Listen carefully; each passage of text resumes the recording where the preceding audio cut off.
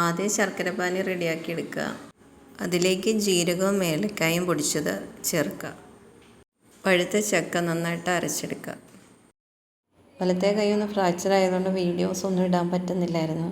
ഇത് നേരത്തെ എടുത്തു വെച്ചിരുന്ന ഒരു വീഡിയോ ആണ്, ഇപ്പോഴാണ് അപ്ലോഡ് ചെയ്യാൻ സാധിച്ചത്.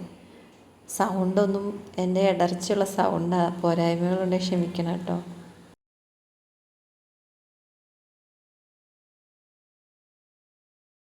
ആദ്യം ഇത് കട്ട പോലെ ആയിരിക്കും വരുന്നത്, പിന്നെ ശർക്കരപ്പാനിയായിട്ട് യോജിച്ച് അലിഞ്ഞ് ചേർത്തോളും. ഓരോരുത്തർക്ക് ഇഷ്ടമുള്ള കൺസിസ്റ്റൻസി മെയിൻറ്റെയിൻ ചെയ്യുക. ചിലവർക്ക് നന്നായിട്ട് ലൂസായിട്ടിരിക്കുന്നതായിരിക്കും ഇഷ്ടം, അപ്പോൾ അതനുസരിച്ച് ചെയ്യുക. ഇതിപ്പോൾ ഇങ്ങനെ എടുത്താലും കുറച്ച് കഴിയുമ്പോൾ സെറ്റായിട്ടിരിക്കും. കുറച്ച് ലൂസായ കൺസിസ്റ്റൻസി ആണെങ്കിൽ നമുക്ക് ബ്രെഡിലൊക്കെ സ്പ്രെഡ് ചെയ്ത് കഴിക്കാം. മറ്റേ ചപ്പാത്തിയിൽ കുട്ടികൾക്കൊക്കെ ഇഷ്ടമായിരിക്കും അങ്ങനെ കഴിക്കാം. അങ്ങനെ യൂസ് ചെയ്യാം. ഞാനൊരു ഈ പാകത്തിന് ഇറക്കി, എന്നാലും അത് കുറച്ച് തണുത്ത് കഴിയുമ്പോൾ നല്ലതായിട്ട് സെറ്റാവും. അപ്പോൾ അവനവൻ്റെ കൺസിസ്റ്റൻസി അഡ്ജസ്റ്റ് ചെയ്തിട്ട് ഇറക്കുക. ഇത് ഇത്തിരി കട്ടിയായി വരും. ഈ ഒരു പാകം ആകുമ്പോൾ ഇതിൻ്റെ അകത്ത് ഇത്തിരി നെയ്യ് ഇഷ്ടമുള്ളവർക്ക് ആഡ് ചെയ്യാം.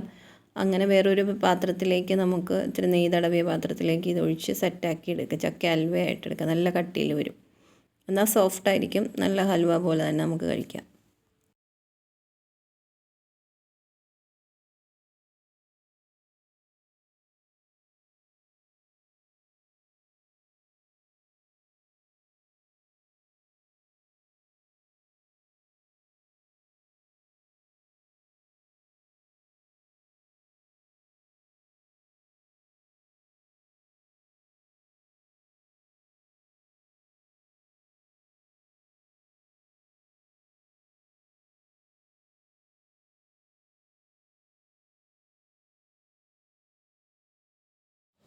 ചക്ക വരട്ടിയ പാനിൽ തന്നെയാണ് പൊടികളെല്ലാം എടുക്കുന്നത്.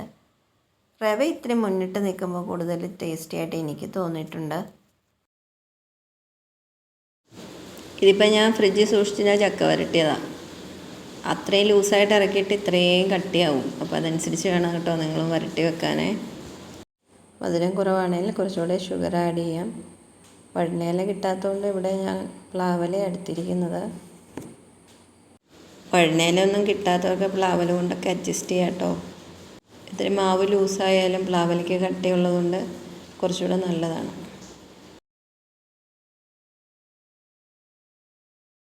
ഒരു 10-20 മിനിറ്റ് സ്റ്റീം ചെയ്യാം.